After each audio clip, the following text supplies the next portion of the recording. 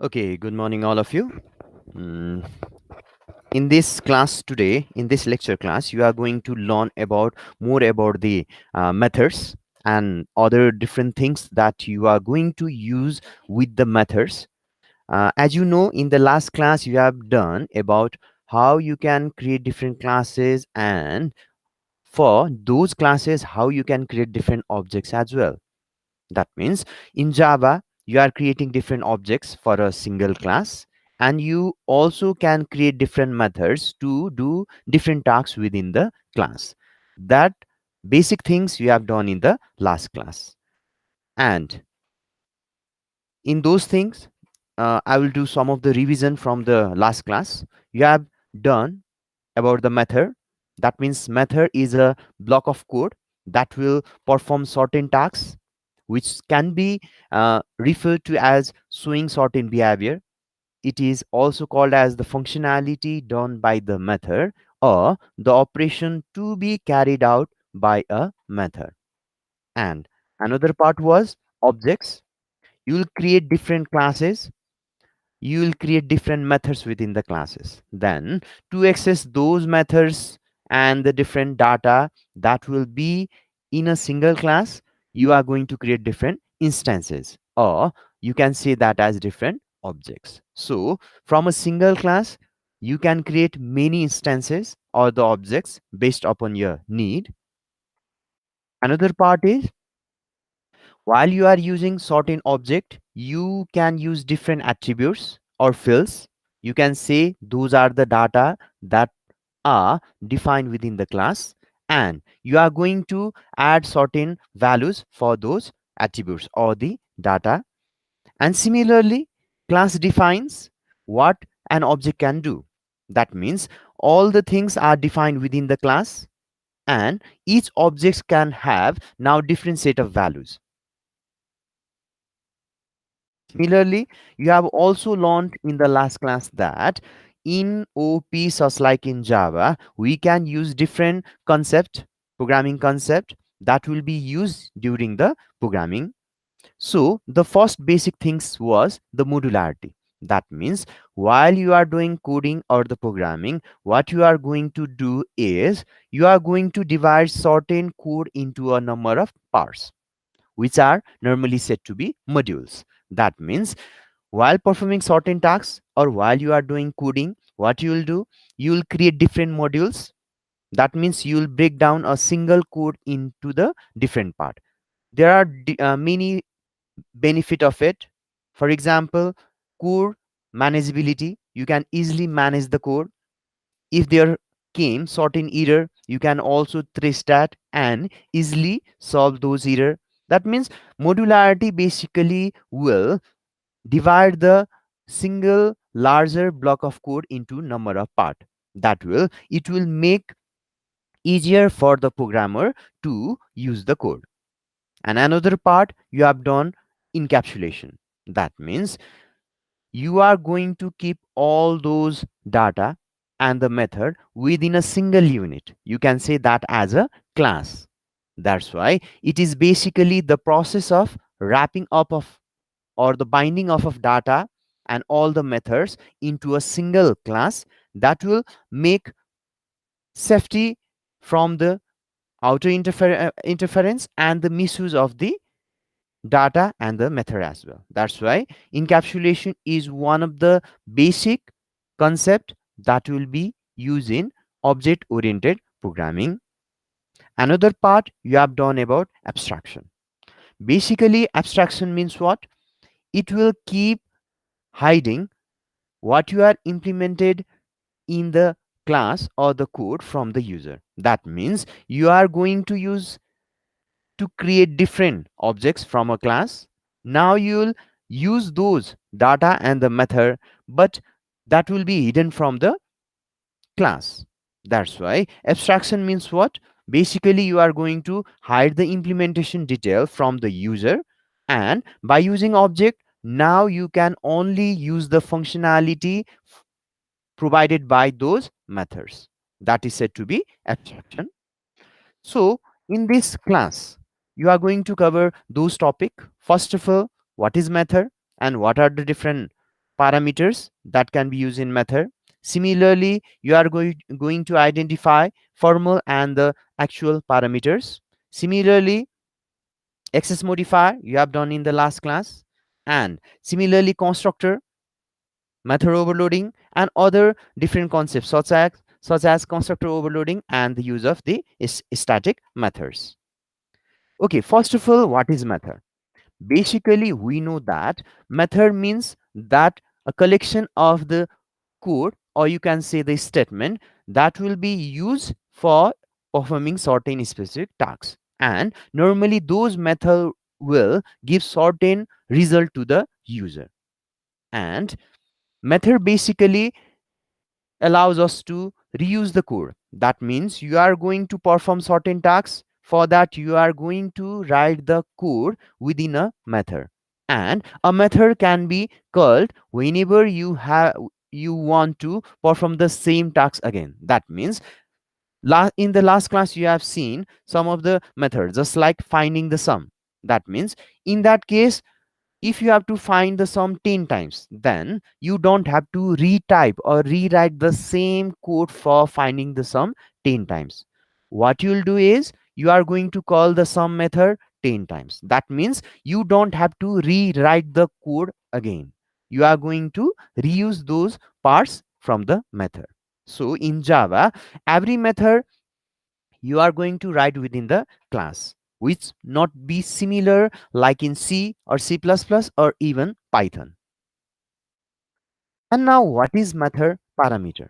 Basically, you have already known that method will perform certain tasks, and to perform those tasks you need certain data, and those data may be certain specific values like constant or the variable, and those are said to be parameter. That's why a parameter will be certain value or the variables that will be passed to a method, and each method can have one or more parameter. There may not be parameter as well. There may be one single or more than one parameters as well, and that will be totally depending upon your tasks that you are going to do. And if methods work with data, then definitely we have to pass the data to the method by using method parameter, and normally it is done by specifying them inside the parenthesis. In the small brackets you are going to write those parameter. And in the method definition, we must provide the name and the type for each parameter.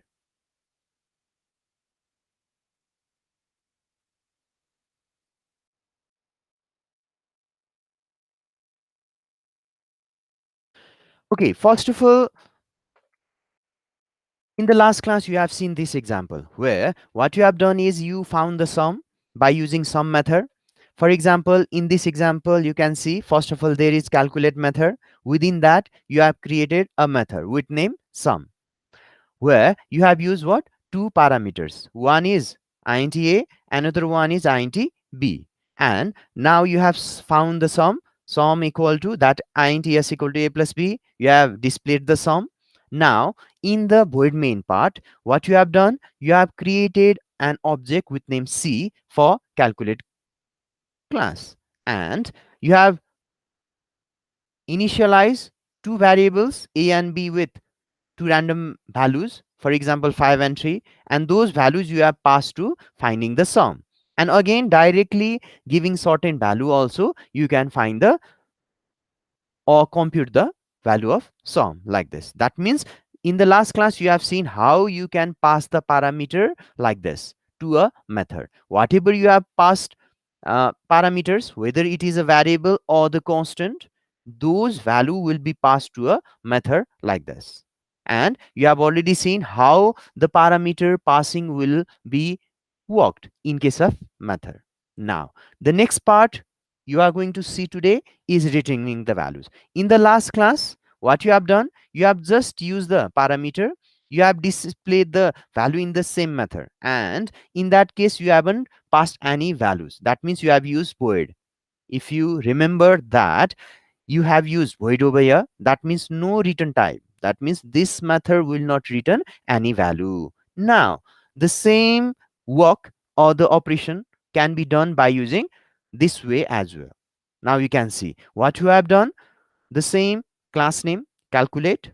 Now the same two parameters have been used over here, int a and int b, with name sum. But you can see over here, now we have used the return type int. In the last class you have seen just using void, that will not return any value.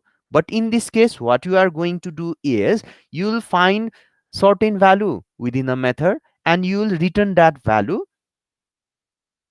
So in this case, what we are going to do, you have defined the return type int. Now find the sum.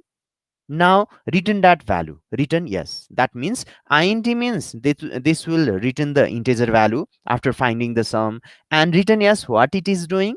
It is finding the sum as, and that integer value will be returned by this method. Now, how you can use this method in void main? Now you can see over here. Now, in the last example and this example, you can see certain differences over there. In last class, what you have done? You have just used the parameter and passed those parameter values to a method. But you can see some changes over here. What you are going to do? Like before, you are going to create object first of all. That's why calculate c equal to new calculate. You have done in the first part. Then you have defined two variables values, int a equal to 5 and int b equal to 3. Then now you have done what?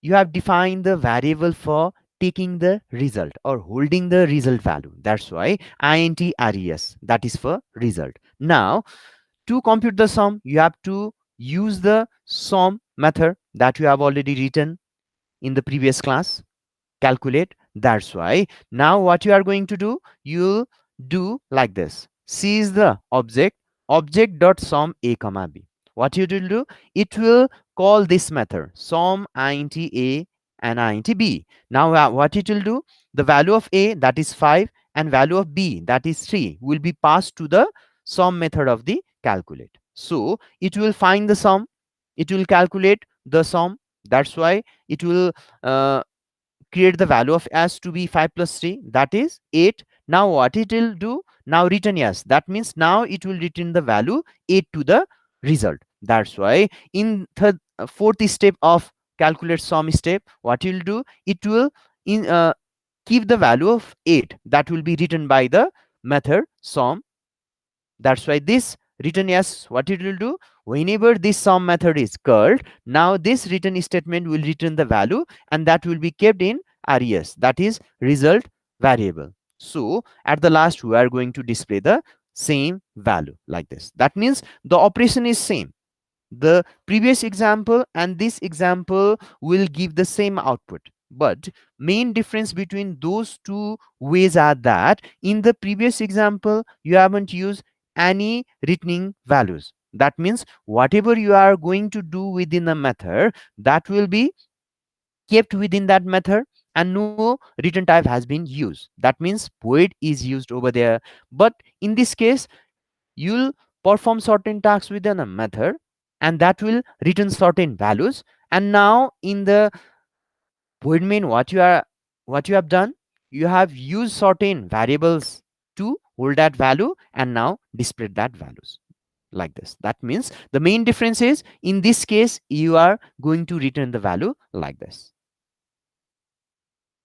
Now the next part is the different method parameters. First of all, there are basically two type of arguments, or you can say parameters. One is formal argument and another one is the actual argument. Now what are those? First of all, formal arguments are those parameters or arguments which are specified within the method declaration, or you can say method definition.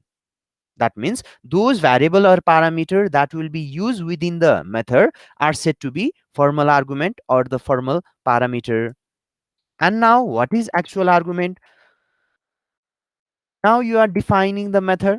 Now that will be called within another method or the another class. That's why the argument or the parameter that will be specified within the method calling is said to be actual argument. Now you can see in the same example. that calculate example, and another class was calculate sum. Now the first one, this c dot sum a comma b, that means this parameter a and b has been used for calling the method sum. That's why those are called formal parameter, sorry, actual argument or the actual parameter. And the parameter that has been used in the sum declaration or the sum formal argument, then it is said to be formal argument or the formal parameter. That's why it is simple. While you are using certain attributes or the argument within the uh, method calling, then it is said to be actual argument. And those variables or the parameter that has been used in the method declaration or the definition, then it is said to be formal arguments. Okay, in the last class, you have already known that there are different type of variable. Some you will say as the local variable that will be defined within the method. Another one is that is the instance variable. That means you know that those variables which are defined within the class but outside the method are said to be instance variable. That's why in this case you can see int a comma b, what we are doing, we are defining this outside the method but within the class calculate. That's why these two variables a and b are said to be instance variable. First of all, you can see in this example, first of all, there is calculate class where you have defined two instance variable with type int a comma b. Now you have found the sum. To find the sum, what you have done, you have defined a new a new value variable, that is yes, int yes. Now you have used that to find the sum and you have displayed the sum. Now in the void main, what you are going to do, now you are going to create the objects of that. Calculate c equal to new calculate. Now you are going to pass the values to those instance variable, and to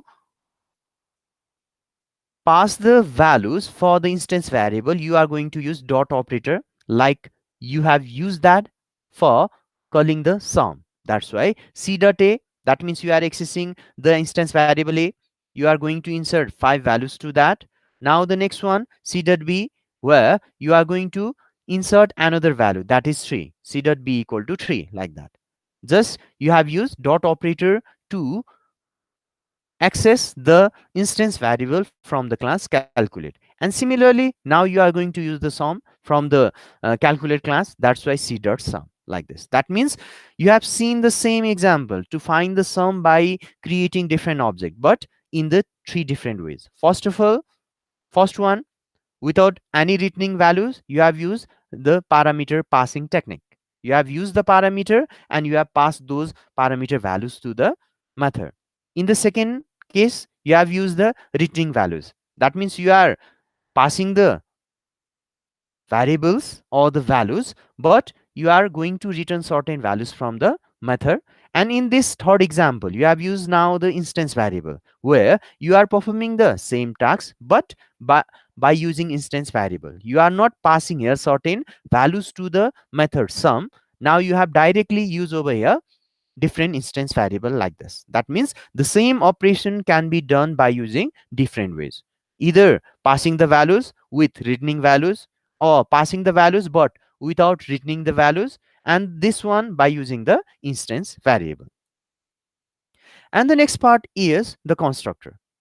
In the previous classes also I have explained that constructor is one of the part while you are going to use in the coding. That means you have already seen in the previous example, like this. You have created object c of the calculate class, like this, where calculate you can see in this line. First of all, calculate means the class name of which you have defined the object with name c, and now you have used the new operator and then calculate. That means this is a constructor that will have the same name as the class name, but that will work as a method. That's why constructor is a block of code basically that will be used to initialize the object while creating those objects.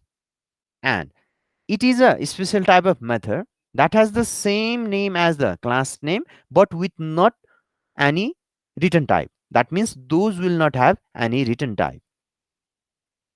And basically, when you are going to use the constructor, it is called when an instance or you are creating different objects of a class. And at the time of calling the constructor, basically memory for those objects will be allocated in the memory. And basically constructor have different types, and based on those types the use also may differ. Basically, while creating an object you have used the constructor but you haven't written any constructor over there. That means in that case default constructor will be used. That means whenever you are going to create object, you are going to use the constructor, but till now you haven't create any constructor over there, but you are using the constructor. That means in that case default constructor will be used. And in that case Java compiler will, what it will do, it will initialize the variable with its default values and allocate certain memory in the primary memory. And the next part is what are the different type of the constructor. Basically there are two type of constructor that can be used. Number one is default, or you can say non-parameterized constructor. Another one is parameterized constructor. Now, what are those? First of all, we'll look to an example. Now, in this example, you can see there is defined a class with name box, where you have defined three instance variable with name width, double height, and double depth. Now you are going to create the constructor. Now you can see the constructor will have the same name as the class name. Here it is also a box with no return type. You can see it works just like a method. You can see small bracket or parenthesis over there, but with not any return type. Now, what it is doing over here? It is initializing the certain values to instance variable like this. Width equal to 10, height equal to 10, and depth equal to 10. That means what it is doing is it is initializing the value of the instance variable over here. Now, the next part is using the method double volume, where you have written width into height into depth. That means in this case you have compute the volume. To compute the volume you are going to multiply with height and depth, and for that you are going to return those value. Now you know that we are going to write the void main in another class with name box imp. In that case you are going to create first of all one object. In this case box, my box one is the name for the object, equal to new box. And in this case we have defined a variable with name vol to hold the computed value for the volume. And now to hold the value vol equal to what you have done, you have used the object name mybox1 dot volume. That means you have called the method volume from the box class, and now you have computed the values. Now in this case you haven't used any values. You can see in the void main, you can see you haven't used any value. But what it will do is while creating my box one in the first line, you can see box my box one equal to new box. What it will do now, you will see first of all box is the class and my box one is the object name for that class. Now it will create one object equal to new box. Now while you are calling the constructor box, what it will do, it will call the constructor from the box class. Now it will initialize the value to be width, height to be 10, and depth to be 10, like this. That means although you haven't defined any values in the void main, now the values of all three variables will be set to 10 while creating the object. Now it will find the volume, that is width into depth into height, that is 10 into 10 into 10, and that value will be displayed in the volume part like this. That means like this you can use the default constructor over here. This is said to be default constructor because what, there is not any parameter used over here, and whenever you are going to create the object you are going to use that constructor.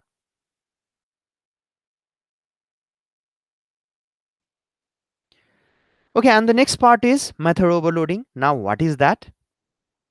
First of all, in the previous example, you have seen what you have seen. Basically, by using constructor, you can do or create different objects by using the constructor. And basically, there are two constructors that can be used. First one is First one is, you can see, default or non-parameterized constructor, and another one is the parameterized constructor. Non-parameterized constructor means you are using the constructor but without any parameter. Just we have seen in this example. That is said to be default or non-parameterized constructor. But if you are using the constructor with parameter, then it is said to be parameterized constructor. For the parameterized constructor, you'll see the example at last. That's why you can define the constructor in two ways. If you are using the parameter, then simply it is said to be parameterized constructor. But if you are not defining any parameter for the constructor, then it is said to be parameterized constructor. So based on the uh, parameter you have defined, whether it is parameterized or the non-parameterized constructor. And the next part is method overloading. Now, what is the method overloading? First of all, for performing certain tasks, you are going to create a method. For example, I have to find the sum of two number. What you will do, you will create a method, for example, with name sum. Now, you have to find the sum of three number. What you will do, you are going to write another method. Now, will you give the same name or different name? As you know, if a name is given to a method, the same name cannot be given to another method. But what you will do, you cannot find for every method different name for the same operation. That means whether you are finding the sum for two number, three number, or four number, the method can be given the sum name. So for that, you can use now method overloading. Now, method overloading means what? In Java, basically there is possible to define two or more method within the same class with the same name. But there should be some differences.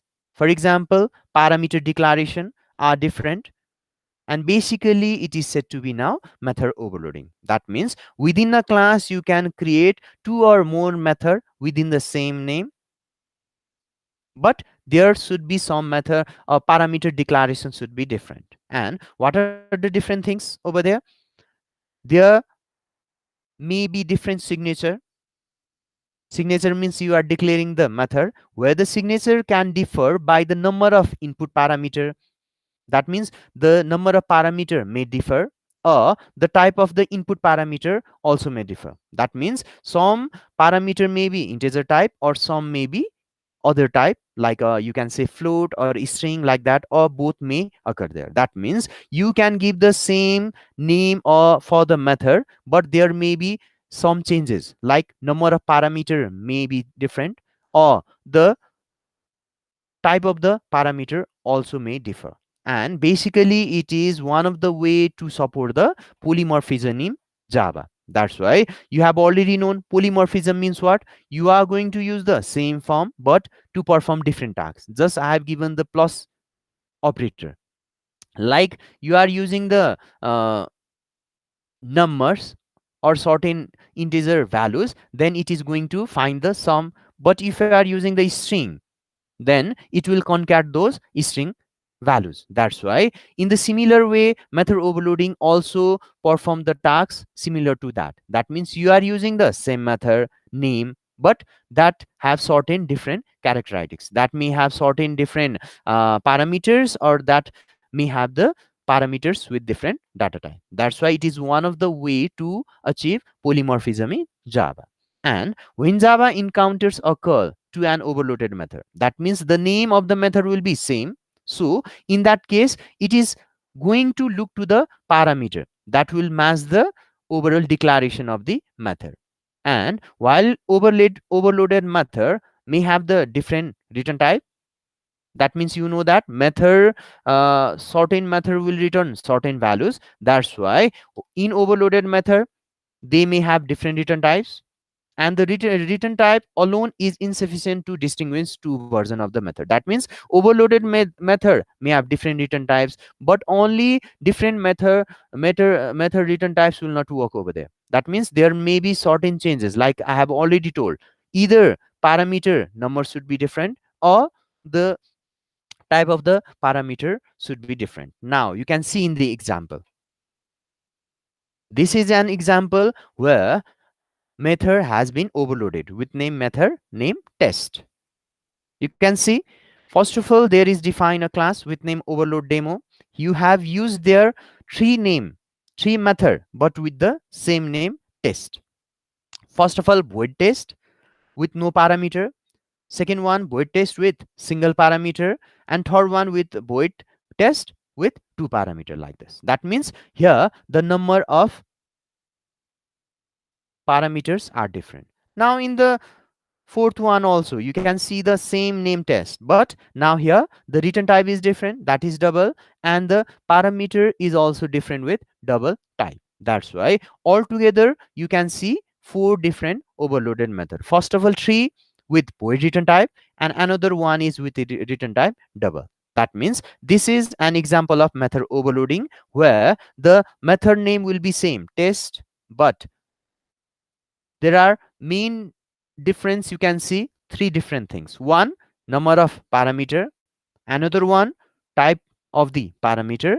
And the another thing, return type. That's why like this you can use the overloaded method. Now in the first, you can see in the first overloaded method test, what you have done, you haven't used any return type or any tags over there. That's why you have just displayed no parameters line over there. In the second case, you have displayed the parameters value a.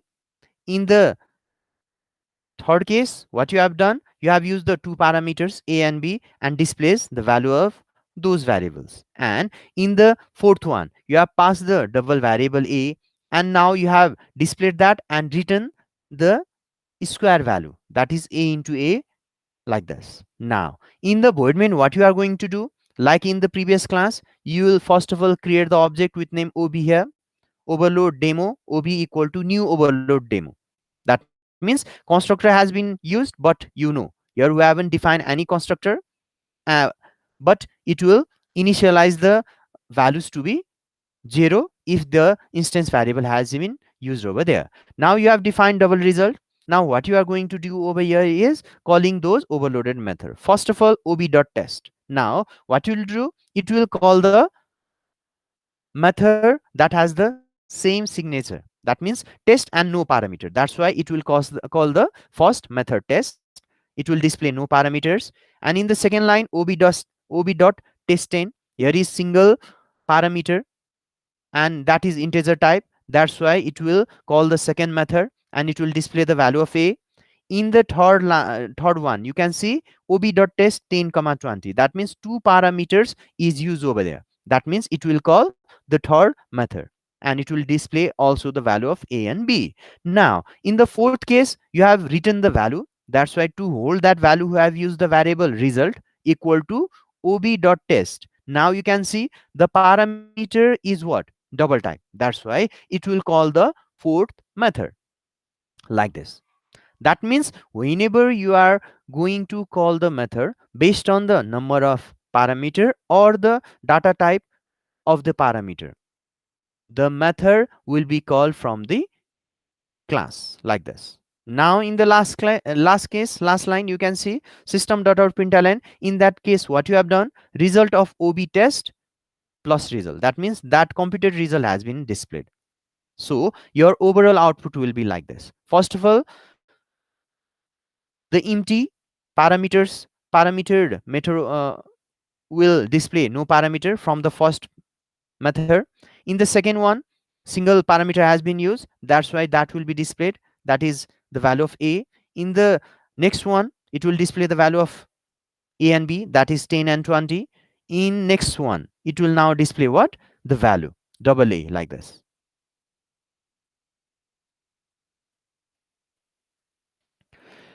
Okay, now the next part is constructor overloading.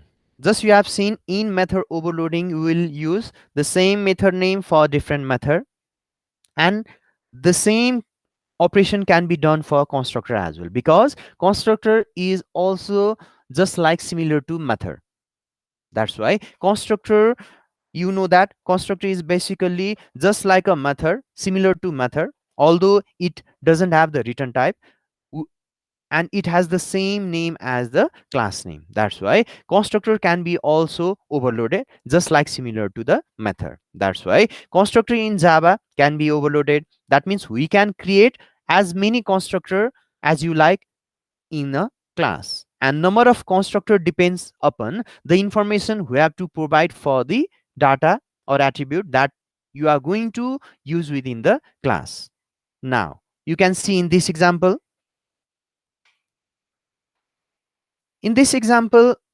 box class has been defined, which is the similar to the previous example where you have defined three instance variables with height and depth. Now in the first constructor, you can see no parameter has been used. That's why it is default constructor. And now in that case, you can define the some initial values. For example, I have used 10 over here with equal to 10, height equal to 10, and depth equal to 10. Now in the second one, you can see the same name, constructor name is same box, but now you can see the parameter here. That means it is a parameterized constructor, second one, and the first one is non-parameterized or the default constructor. And in parameterized constructor, what you have done, you have initialize the values like this. Width, height and depth are the instance variable, and w, h and d are what? Local variable or the parameter. Now what you will do, you will assign those parameters value to the instance variable. That's why width equal to d. That means width is the instance variable which is defined in the class box, and w is the parameter which is defined over here. That's why now you are going to assign those local variable w to width, height as to height, and d to depth like this. That means in this case we have done constructor overloading. That means constructor are two. One is the non-parameterized constructor and another one is the parameterized constructor. Now in the third part, you have computed the volume, double volume. Now you are going to find the volume and return those value. Now what you will do, you can see how you can use those constructor within a method. First of all, box my box one equal to new box. That means in this case non-parameterized constructor box has been called. That's why now it will call the first constructor, and it will now initialize the values to be 10, 10 and 10 for width, height and depth. Now you'll define the volume because the return type of the method is double. That's why double volume. Now you are going to call the method vol equal to, you will use object my box one and volume.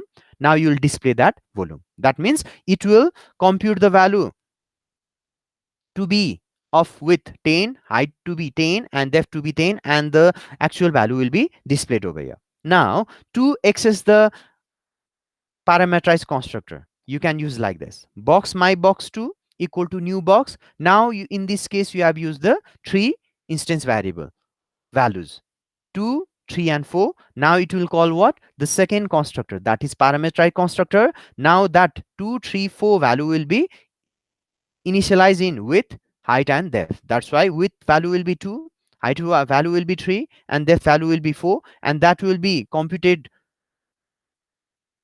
in volume.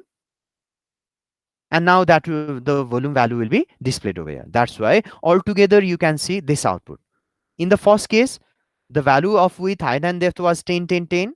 That's why the volume will be 1000 over here. And in second object, you can see in my box 2, it is passing value 2, 3 and 4. Now the value for the volume will be called as value 24, because 2 into 3 into 4, that will give 24 like this. That means just like constructor, just like method overloading, you can also use the constructor overloading here.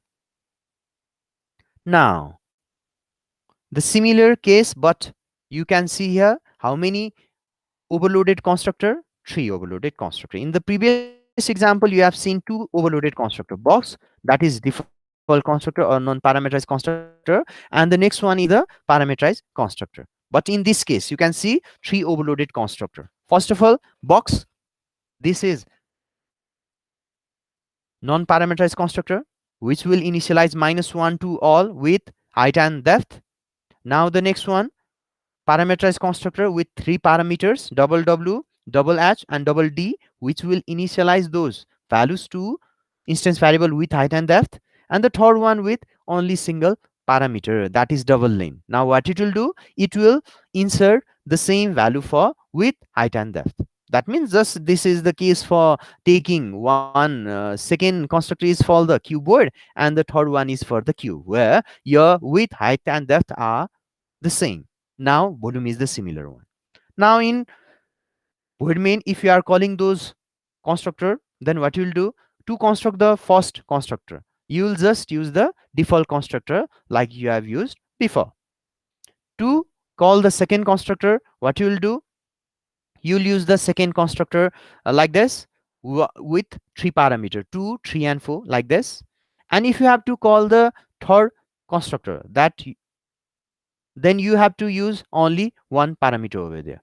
Just like in this third one, you can see box my box 3 equal to new box 4. That means this single value will call the single parameterized constructor will call the third constructor like this. That means in a single class you can use different constructor and method like that. That's why those are said to be constructor overloading or the method overloading like this. And now the next part is using the static. Now what is static? In the first class that I have already explained what is the use of static. Basically static means what? Now you don't have to create the objects to access that method. That means you are using the static, that means a single memory will be allocated for that, and you know that creating the different objects means what? You are creating different memory for those parts. But what static will do is it will create a single memory, and that memory will be used for the operations. So in this case, you can see the use of static. First of all, public class static example, you have used the two static variable over there, static int a comma b. And similarly, static method has been used. Static void main, void sum, where you have computed the sum and displayed the value of sum. Now in the next part, void sum, you have used directly like this. You can see here we haven't used any object over here. Normally, basically, if you haven't used static keyword here, then what will happen? You have to create the object of this class, static example. But if you are using static, then you don't need to create the object, because the same memory location will be used for this. That's why you can directly access those variables like a equal to 5, b equal to 3. Now call the sum. That means no objects declaration or the object has been used. And to access the variables and the method, you also don't need to define any objects over here like this. That means you can directly access the variable and the method over here. But the problem is what? If you are using any static method, then the variable that it is going to use also should be static. That's why if you are using static, the easiest thing is what? You don't have to create the objects, but each variable and method should be static. So basically, the method which are declared without the static method are said to be instance method that you have used before. But if the method has been used with the keyword static, then those are said to be static method. That's why static methods will have the static keyword while declaring the method. And static method can be called without creating any object of the class. But while instance method needs to be used object for accessing those. That means basically method can be defined as in the two way. One is the instance method, which are the normal method that you have used. For accessing those method, you have to create the object. But the second one is the static method, and to use those method, you don't have to create the object like this. Now the static can be also used for different variables. So a static variable will be common to all the instances or the method of the class, and only a single copy of the static variable will be created. Just I have told you before, while you are using static keyword, then it will create a single copy or the single memory location. So if you are going to change any value, that will be changed within the same memory location, and that will be also shared among the all instances of the class. So memory allocation for such variable will be done only once, so no objects is required to be made while you are using the static. That's why static can be used for variable also, and that can be also used for the method. So in this class we have first of all seen different use of the method. Some method were using the parameter with returning values, some methods are using the parameter without returning values, and some are using the instance variables. And in the last case you have find the same sum.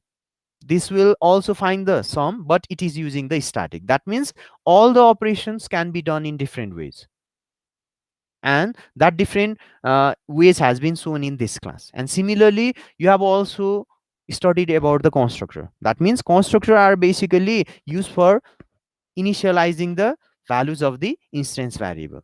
And you have also seen method overloading and the constructor overloading, how the same name for the constructor and the same name of the method can be used for many times in a single class. You have seen that. So if you have got any question, you can ask the question, you can post the question in the Google Classroom, and the remaining examples will do in your lab session as well as the tutorial session.